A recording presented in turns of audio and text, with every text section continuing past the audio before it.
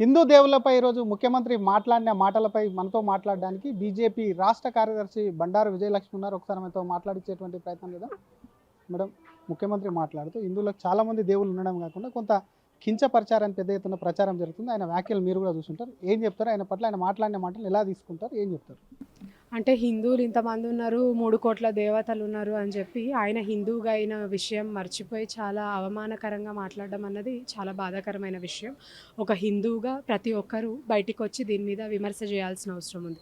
ఈరోజు భారతీయ జనతా పార్టీ ఒక రాజకీయ పార్టీగానే హిందువుల తరపున మాట్లాడడం కానీ, వేరే ఏ రాజకీయ పార్టీ కూడా హిందువుల మీద విమర్శ చేసేటప్పుడు ఒక ఇంతు వెనక ముందు ఆలోచించి వాళ్ళందరూ మాకు వ్యతిరేకం అవుతారు అనే పరిస్థితి ఉండదు.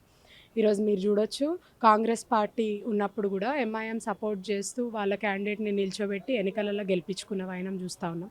బీఆర్ఎస్ ఉన్నప్పుడు స్టీరింగ్ మా చేతులు ఉన్నది అని చెప్పి ఎంఐఎం పార్టీ గట్టిగా మాట్లాడుతున్న సందర్భం చూస్తూ ఉన్నాం.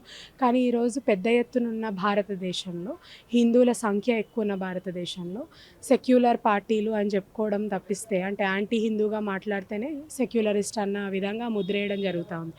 ఈ వైఖరిని ప్రజలందరూ కూడా నిరసించాలి. అంటే ఆ వీడియో చూసిన ప్రతి ఒక్క హిందూకి మాకు ఎట్లయితే రక్తం మరిగిపోతూ ఉన్నదో, ప్రతి ఒక్కరిని కూడా మన దేవతల్ని, మన అమ్మా నాన్నల కన్నా ముఖ్యమైన దేవతల్ని కించపరుస్తున్నప్పుడు మనం ఏ విధంగా వ్యతిరేకించాలి అన్నది ప్రజలే ఆలోచించాలి. పెద్ద ఎత్తున దాన్ని వ్యతిరేకిస్తూ కాంగ్రెస్ ప్రభుత్వాన్ని ఎంబడే ఆ వ్యాఖ్యల్ని ముఖ్యమంత్రి గారు కూడా క్షమాపణ చెప్పాలని నేను గట్టిగా భావిస్తూ ఉన్నాను. ఒక వర్గానికి మెప్పు కోసమే ముఖ్యమంత్రి విధంగా మాట్లాడవచ్చు. గతంలో కాంగ్రెస్ అంటేనే ముస్లిమ్స్ అని కూడా, ముస్లిం అంటేనే కాంగ్రెస్ పక్షపాతి అని చెప్పి మాట్లాడారు. దానికోసమే మాట్లాడినారని అనుకుంటున్నారా మీరు? ఖచ్చితంగా అంతే కదా. అంటే ఈ కాంగ్రెస్ అంటే ముస్లిం అని మీరు అన్నారు, అంటే హిందువులందరూ ఎక్కడ పోయినట్టు? అంటే హిందూ ఓట్లు అవసరం లేకుండానే కాంగ్రెస్ గద్దెకెక్కినట్ట ఈరోజు తెలంగాణలో. ఈరోజు 3 కోట్ల మంది దేవతలను అని మాట్లాడుతూ ఉన్నాడు. ప్రతి ఒక్క దేవుడిది ఒక స్వరూపం ఉన్నది మన దగ్గర. ఒక తండ్రి ఎట్లుండాలి, కొడుకు ఎట్లుండాలి అన్న ప్రతి ఒక్క జీవన విధానానికి హిందూ భారతదేశం కానీ, హిందూయిజం కానీ ఒక మార్గం చూపిస్తూ ఉన్నది. అట్లాంటి చూపించే మార్గాన్ని కించపరుస్తున్న ముఖ్యమంత్రిని హిందువులందరూ ఏకమై గద్దె దిప్పాలని నేను పిలుపునిస్తా ఉన్నాను. మీరు ఏం డిమాండ్ చేస్తారు? ముఖ్యమంత్రి గతంలో ఒక డైరెక్టర్ మాట్లాడిన మాటలు జస్ట్ దేవుని నమ్మంటే పెద్ద ఎత్తున రాద్ధాంతమైంది ఆయన మీద, అందరూ గలమెత్తి మాట్లాడారు. ఈరోజు ఒక ముఖ్యమంత్రి స్థాయి వ్యక్తి విధంగా మాట్లాడడానికి మీరు ఆయన నుంచి ఏం క్షమాపణ కోరుతారా, లేకపోతే ఏం డిమాండ్ చేస్తారు మేడం?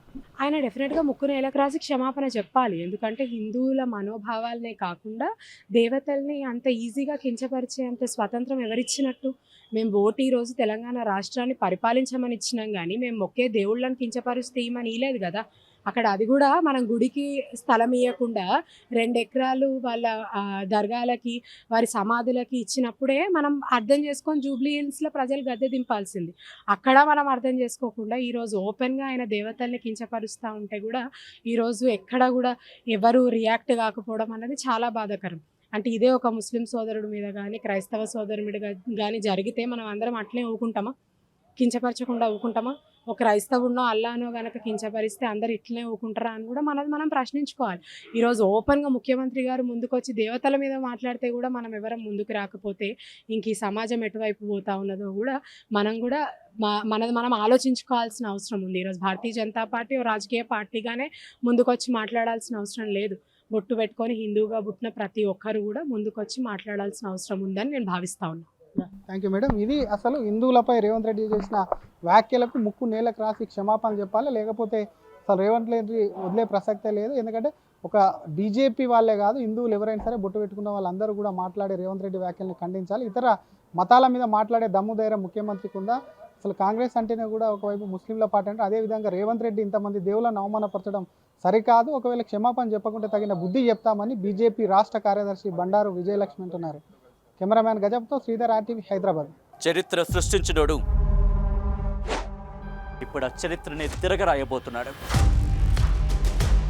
అబద్ధాల గోడల్ని బద్దలు కొట్టి నిజాలను రాగా మీ ముందుంచబోతున్నాడు. నిజమైన వార్తల కోసం వెంటనే డౌన్లోడ్ చేసుకోండి రా యాప్ని.